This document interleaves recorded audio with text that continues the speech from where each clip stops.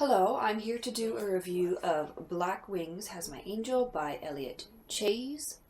This is the first novel I've read by this author. It was originally published in 1953 and it was re-released by the New York Review of Books in 2016, this year. Elliot Chaze went to the University of Oklahoma and then got into a career in journalism, and he eventually started writing some novels. I looked it up because I don't know much about him, but apparently he published his first novel in 1947. It was called The Stainless Steel Kimono, and then he went on to publish something called Tiger and the Honeysuckle, which dealt with the civil rights struggle of the 1960s. Now, Barry Gifford, who wrote the introduction to this particular edition, claims that Black Wings Has My Angel is his best book, and that the other ones aren't really that good. So the main character in this novel is a former prisoner. I believe he's actually an escaped prisoner, and he went out and was working at an oil rig or something, I believe.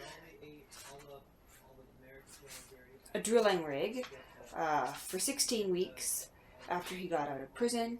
And when he's done that, he has a whole bunch of money. He goes and holes up in a hotel with a prostitute, and a few days later they leave together and head off and make plans to commit a crime.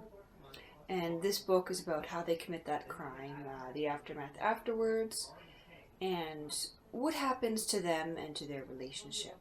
This book is kind of a classic noir. You have very familiar characters. You have the tough guy, although in this case he's maybe not as tough as he seems, but very tough, very violent, very mysterious. You have your despicable woman, your femme fatale, I guess. The woman who is just as violent and just as despicable and secretive as the man.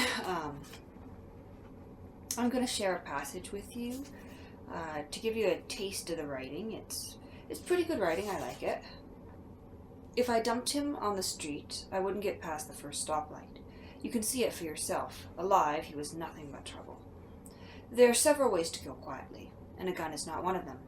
They talk about silencers on guns, but believe me, there's no such thing as a silencer for a .357 Magnum, and even on a small bore weapon, such as a pearl-handled .25 automatic I'd given Virginia the night I was sure I loved her, you can't depend on a silencer to work.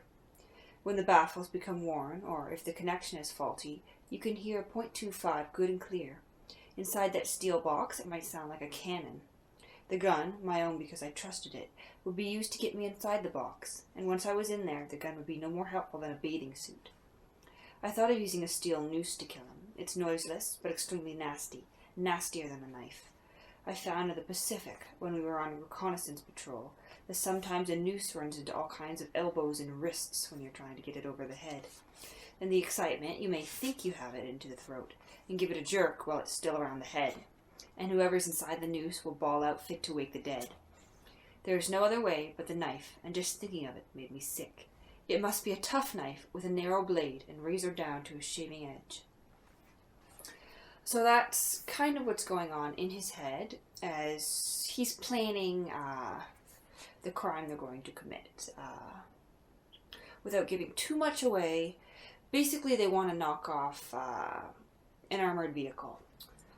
Additionally, I guess, I have seen rumors online that there's a film adaptation of this novel in the works. I couldn't find much about it other than the fact that there's a film production supposedly going on somewhere, but we'll see how that turns out, whether the film comes out and whether it's any good. But if you're looking for, I guess, a crime novel, a little bit of classic noir, check out Elliot Chaze's Black Wings Has My Angel, because I really did enjoy it.